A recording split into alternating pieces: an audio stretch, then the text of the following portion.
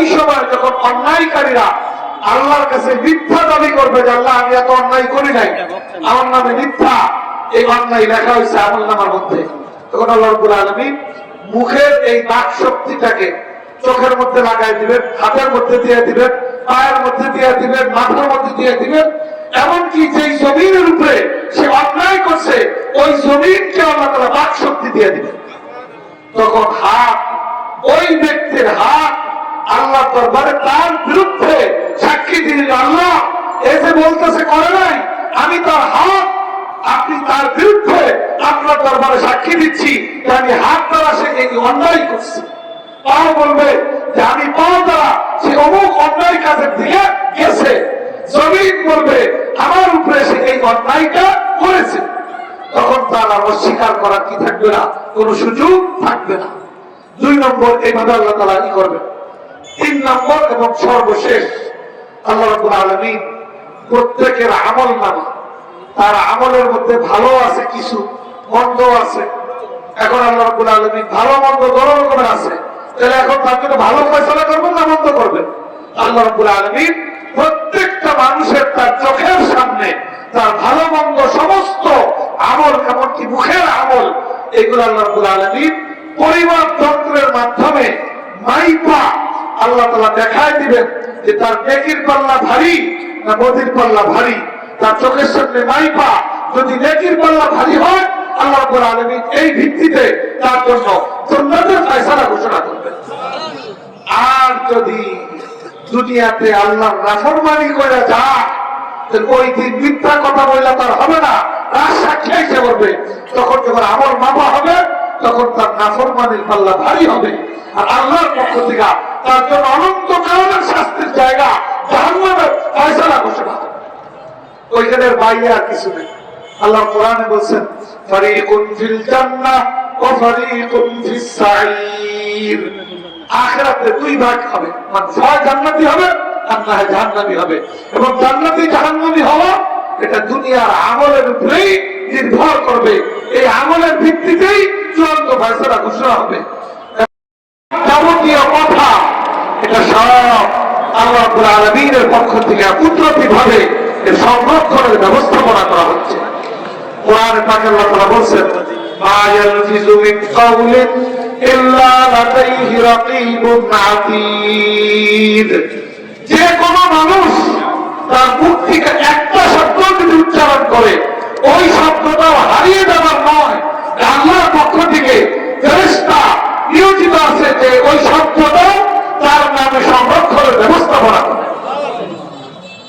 এরপরে মানুষ মারা যায়, মারা গেলে কেউ যদি মনে করে যে তার দুনিয়াতে যা কিছু করলো সব শেষ, এরকম কেউ মনে করলে এই মনে করাটা সম্পূর্ণ ভুল। আল্লাহ রাব্বুল আলামিন মৃত্যুর পরে প্রতিটা মানুষের দুনিয়ার জীবনের সমস্ত আমলনামা, আইনপত্র, এগুলাকে নির্ধারিত জায়গায় আল্লাহ তাআলা সংরক্ষণের ব্যবস্থাপনা করে। যখন কিয়ামত সংঘটিত হবে হাসরের ময়দানে, আল্লাহ রাব্বুল আলামিন পৃথিবীর শুরু থেকে নিয়ে শেষ পর্যন্ত সকল মানুষকে সেখানে পুনর্জীবিত করবেন এবং সেখানে মানুষের দুনিয়ার প্রত্যেকের ভালো মন্দ সমস্ত আমল তাদের সামনে উপস্থাপন করবেন 3 ভাবে।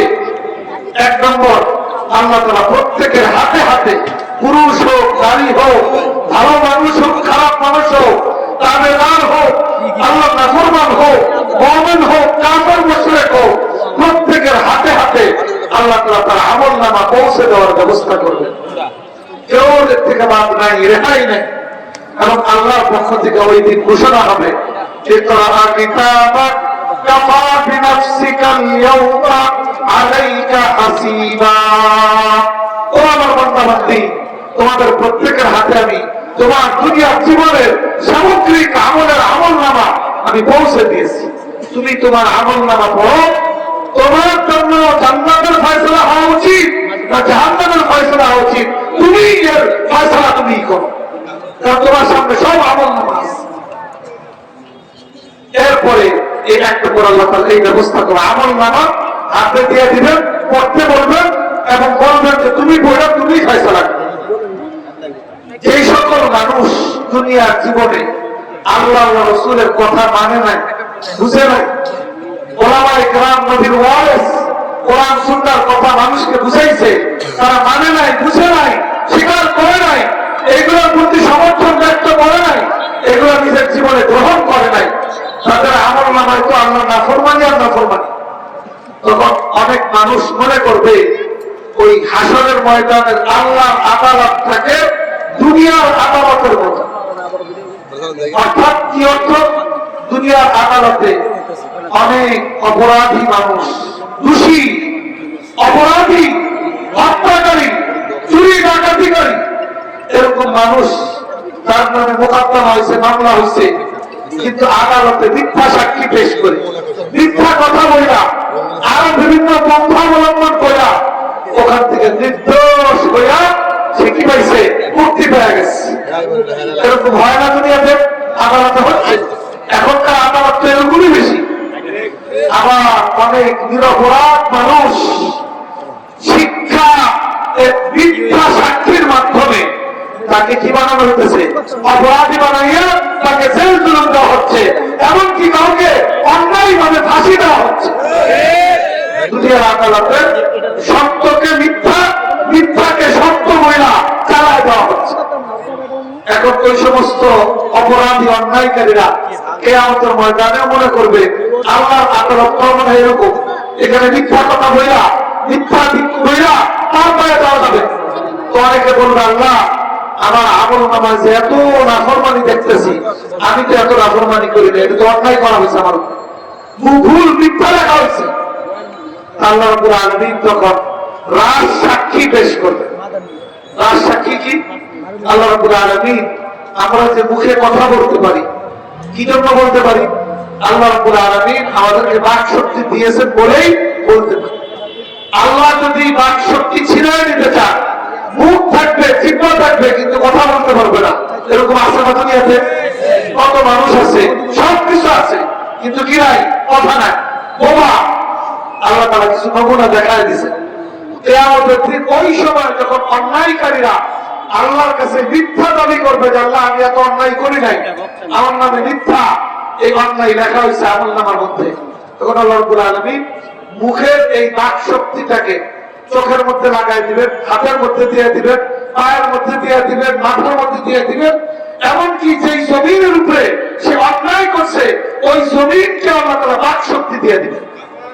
তখন হাত, ওই ব্যক্তির হাত আল্লাহ দরবারে তার বিরুদ্ধে সাক্ষী দিলেন, আল্লাহ এই যে বলতেছে করে নাই, আমি তার হাত, আপনি তার বিরুদ্ধে আপনার দরবারে সাক্ষী দিচ্ছি যে আমি হাত দ্বারা সে এই অন্যায় করছি।